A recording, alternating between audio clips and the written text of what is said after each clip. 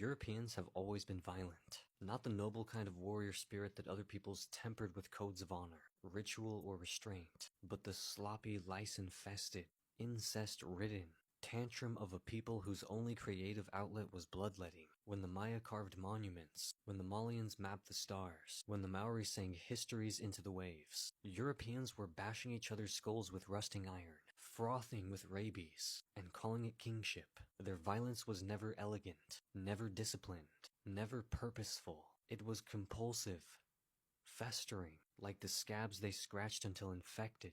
Take the comparative picture.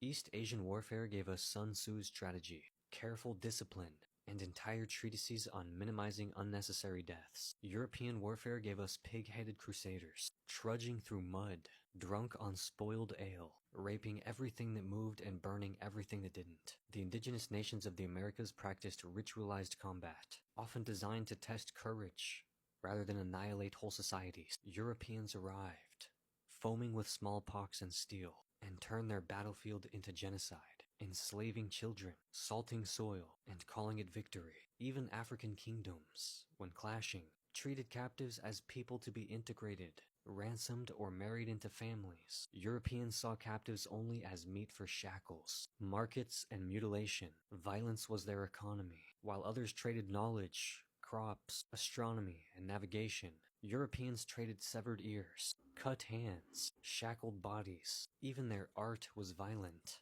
Gory tapestries, paintings of saints impaled, statues of emperors stomping naked captives. They could not imagine beauty without domination, could not imagine order without slaughter.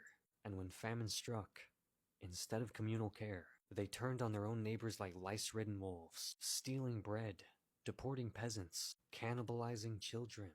Yes, literal cannibalism in famine-ridden castles and war camps. What makes it worse is their incestuous aristocracies codified violence into bloodlines. Inbreeding kings who could barely speak without drooling signed decrees to butcher millions abroad. The same hands that scratched their syphilitic crotches signed charters for slave ships. The same rotten mouths, riddled with blackened teeth, declared civilization while dunking entire continents into centuries of organized slaughter. So when Europeans say history is violent, they are really saying we are violent, and we drag the rest of the world into our filth. Their violence is not universal.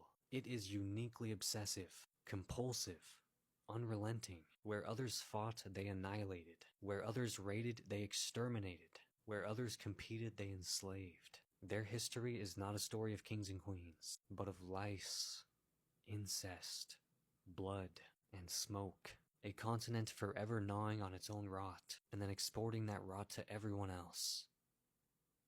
Cope.